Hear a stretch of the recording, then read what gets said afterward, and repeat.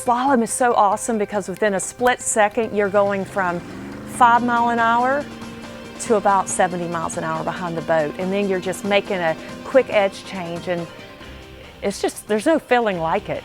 Moving across the water, I can see why Jesus liked to walk on water. So I learned to water ski at age 4 on the Pamlico River in North Carolina. And I don't remember a lot, but I just remember it being exciting. I remember my family being there encouraging me, and I felt safe, and so I took to the waters. And I had no idea that for 35 years I would compete all over the world.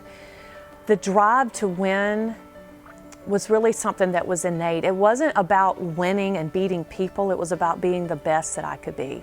And that's what I loved about water skiing, is that, in any sport really, is every day there was something new to win. When I would go out on these waters here at Lake Kristi, there was always one more trick to learn. There was always one more buoy to go around. There was another foot to achieve and jump. And so it was just that inner drive to be better and to be excellent. And my dad always taught me that you go out there and you worry about beating Kristi and being the best you can be, and everything else will just work out, and it did. So I had had all the success in water skiing. I had achieved everything that the world would say would make you happy. World titles, world championship, but I was empty inside. And I always tell people, you can have everything in the world and still feel like nothing. It's amazing how you can be an A student and a world champion athlete and you still feel like you're not good enough. When I came to Jesus, I was looking for rest. I was looking for an identity that went beyond how I performed on the water.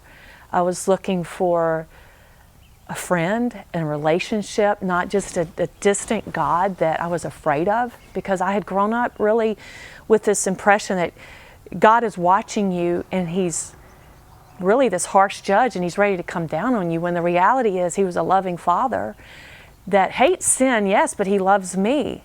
And He wants to lead me through life with Him on an adventure. I say you have to get off your dock. All those years as a water skier, I got off the dock and I faced my fears out on the water. No matter how afraid you are, when you say, hit it, God, He meets you there. And so the key is saying yes to Him, not worried about all the details. I overlooked this lake behind me. This is a lake that my Father built for me. But He could build it. He could have a course prepared for me to run. He could give me everything. But if I wasn't willing to get off the dock and get out on the water, it didn't matter what my Father had planned. And it's the same thing with God. He has built a lake for you. So when I surrendered my life to Christ, the first thing that He led me to do was start holding church services at water ski events. But we would meet there, and the fans and the judges and the skiers would come together, and we would worship the Lord right there under that tent on the side of a lake in our bathing suits and shorts and t-shirts. And it was the first time that I realized God is everywhere. He's not just in a church building. I had the opportunity to go visit a friend that was in prison, and when I was in there, I just felt like the Lord just removed a curtain from my eyes, and He showed me a people group that He loved and a people group that I had never thought about. And I just knew that that's where He wanted me to take His love and a message of hope.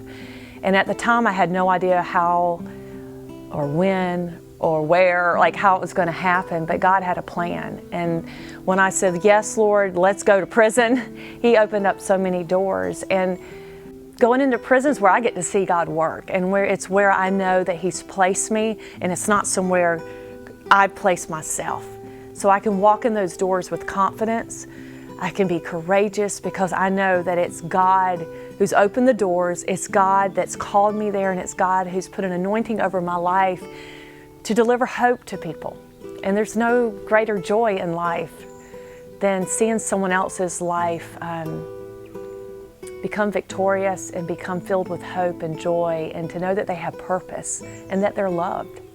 Yeah, life is very uncertain, especially right now with COVID-19. We just don't know what tomorrow holds. We don't know how long we'll be in quarantine, but here's what I've learned. We do know the one who holds tomorrow. And as you just draw close to Him and you focus on His word and His promises and not look at the uncertainties, that's where I find peace. And even though I don't know what tomorrow holds, I know that He's got it. And he's going to take everything that Satan meant for harm and he's going to turn it for good.